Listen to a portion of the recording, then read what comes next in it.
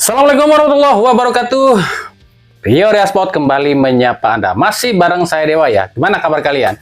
Di tengah cuaca yang lagi gini nih, hujan melulu nih. Ya semoga aja kalian masih bisa menjaga kesehatan kalian. Jangan sampai kayak Mimin nih ya. Kami lagi kena flu dan juga ya demam begini ya karena kesibukan kami di luar lapangan yang membuat kami harus kehujanan dan kepanasan ya. Semoga aja kalian tetap sehat walafiat.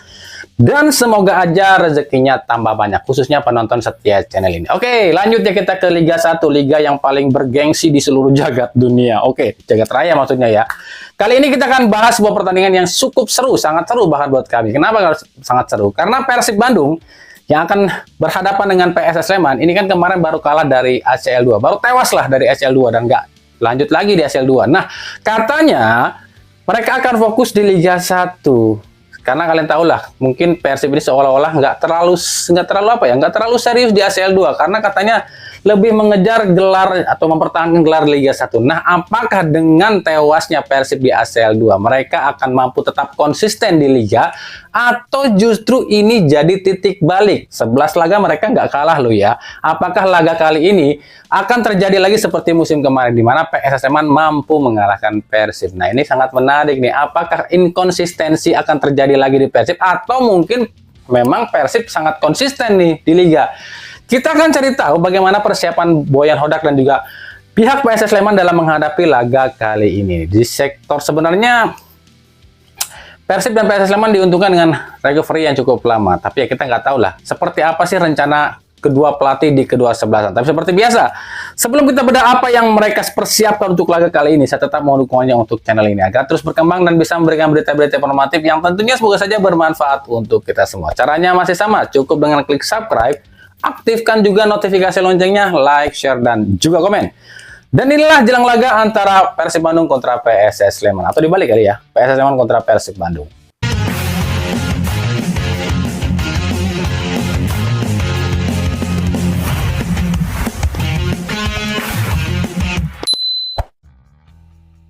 Usai tersingkir di AFC Champions League 2 yang katanya sih ya bodo amat karena lebih mementingkan Liga, padahal udah diturutin tuh permintaan penundaan Liga. Persib Bandung dituntut untuk membuktikan ucapan dan keinginan yang katanya ingin bawa back to back juara Liga 1 seperti Bali United. Kali ini Persib akan berangkat ke Solo demi meladeni tantangan PSS Sleman dalam lanjutan Liga 1 2024-2025. 11 laga sudah Persib belum terkalahkan di Liga. Apakah akan tetap bertahan atau justru jadi double ejekan nih? Kok double ejekan?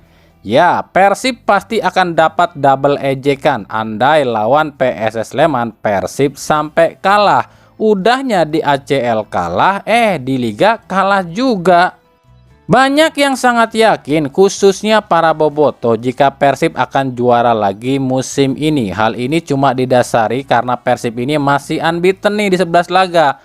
Padahal bagi yang udah paham sepak bola Indonesia, mungkin gak akan berani bilang Persib akan juara lagi. Kenapa demikian? Kalau berdoa, yakin dan berharap sih ya boleh-boleh aja. Tapi balik lagi, ini tuh Liga Indonesia, Liga Wakanda yang absurd, yang penuh kepalsuan. Kalau cuma berdasarkan unbeaten dan yakin Persib akan juara lagi, ini buat kami terlalu naif sih. Sebab 2017 Persija Jakarta unbeaten 12 kali. Dari pekan 6 sampai 18 ya. Tapi juaranya Bayangkara FC tuh. 2018 PSM Makassar 14 kali unbeaten. Tapi juaranya justru Persija. 2019 Persikabo 13 kali unbeaten. Tapi juaranya Bali United. 2021-2022 Arema FC 23 kali unbeaten loh. Tapi juaranya Bali United lagi. 2022-2023 Persib nih unbeaten 14 kali tapi juaranya justru PSM Makassar. Dan musim kemarin Borneo FC 18 kali unbeaten tapi juaranya justru Persib. Jadi kalau cuma berdasarkan unbeaten, ya kalian yang udah hafal Liga 1 udah tahu jika nggak ada satupun tim yang pernah unbeaten itu jadi juara Liga 1. Tapi ya lihat nanti di akhir kompetisi ya, apakah prediksi kalian benar Persib bakalan back to back juara, atau analisa kami dan juga fakta Liga 1 yang berbicara soal unbeaten lu ya. Banyak syaratnya kalau Persib mau juara lagi musim ini. Selain duit yang harus banyak dengan nggak putus-putus nih ngasih duit ke petinggi LIB dan PSSI, Persib pun harus punya skuad yang mumpuni. Persib harus punya pengaruh orang dalam yang kuat. Dan tentu saja Persib harus nurut plek ketiplek sama LIB dan PSSI. Jadi kalau kata PSSI harus gitu ya nurut, baru bisa disebut atau mungkin bisa berharap jadi juara back to back di Liga Wakanda. Pertanyaannya adalah, apakah Persib punya syarat-syarat itu musim ini? Balik lagi ke pertandingannya, PSS Sleman punya modal berharga untuk mengalahkan Persib. Sebab PSS adalah tim terakhir yang bisa mengalahkan Persib di akhir musim lalu dengan skor tipis 1-0. Gol penalti kontroversial Ayak Riak di menit injury time babak kedua membuat Persib harus takluk kala itu. Di 6 laga terakhir, PSS Sleman ini raih hasil yang seimbang, yakni 3 kali menang dan 3 kali kalah. Dan uniknya, 3 kemenangan itu adalah 3-tiganya kemenangan PSS musim ini. Sebab sisanya PSS ini 2 kali imbang dan 7 kali kalah. Dan di 2 laga terakhir PSS ini justru alami kekalahan, 1-0 dari PSBS Biak dan 2-1 dari Dewa United. Jadi wajar jika laga ini bisa dibilang laga motivasi untuk PSS Sleman untuk comeback, apalagi melihat mental pemain Persib yang lagi down nih usai gagal di ACL 2. Rekor pertemuan antara PSS Sleman dengan Persib Bandung sangatlah jomplang sih sebenarnya. Dari 2019 total udah 14 kali loh dua tim ini bertemu, dengan catatan PSS Sleman itu baru 1 kali bisa ngalahin Persib, yakni di Liga 1 musim kemarin ya. Sementara Persib udah 9 kali ngalahin PSS dan 4 laga sisanya berakhir imbang. Kalau nanti ada yang komentar di Piala Presiden bang PSS menang, ya itu PSS Sleman menang itu kan karena adu penalti, itu dihitungnya imbang loh ya. Yang unik di laga ini adalah Kim Kurniawan dari PSS Sleman, ex gelandang Persib ini justru jarang banget loh tampil kalau saat melawan Persib. Terhitung sejak 2021 Kim itu cuma baru 4 kali loh melawan Persib dan nyetak 1 gol ke gawang Persib, yakni di musim lalu ya, di pertemuan pertama saat itu PSS kalah 4-1 dari Persib.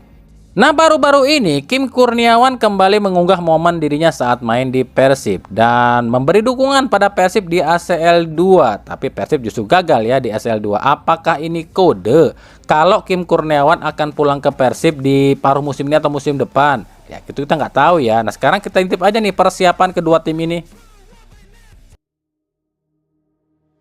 Di kubu PSS Sleman, ini ada yang unik nih dari PSS. Gusti Randa selaku presidennya PSS Sleman bilang nih kalau FIFA itu salah nulis tuh soal registration ban.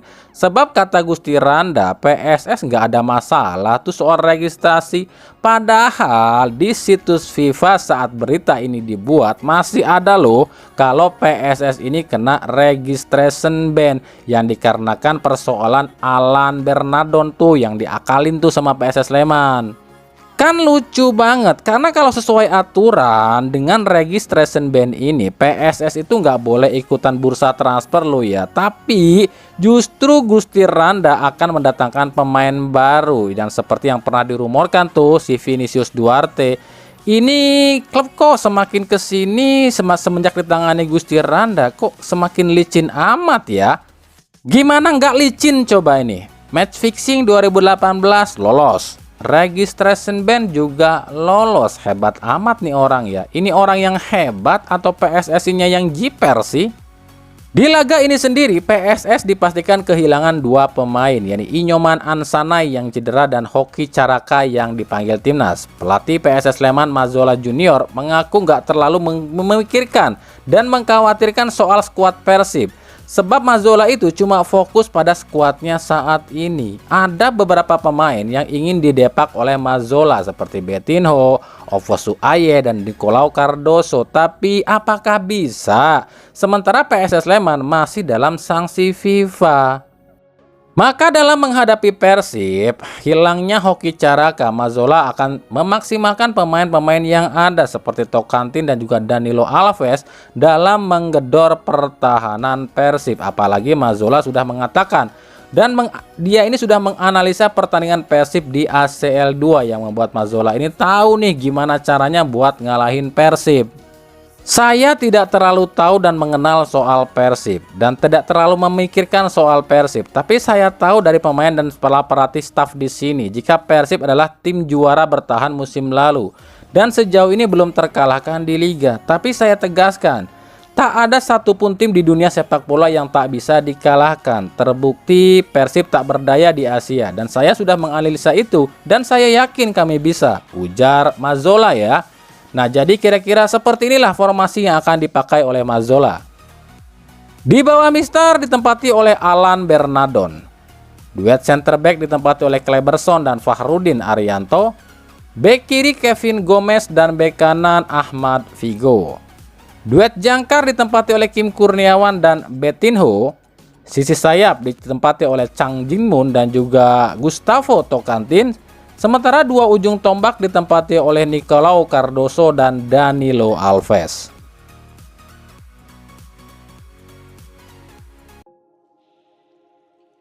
Sementara di kubu Persib Bandung, usai gagal di ACL 2, kondisi Persib sedang tak baik-baik saja.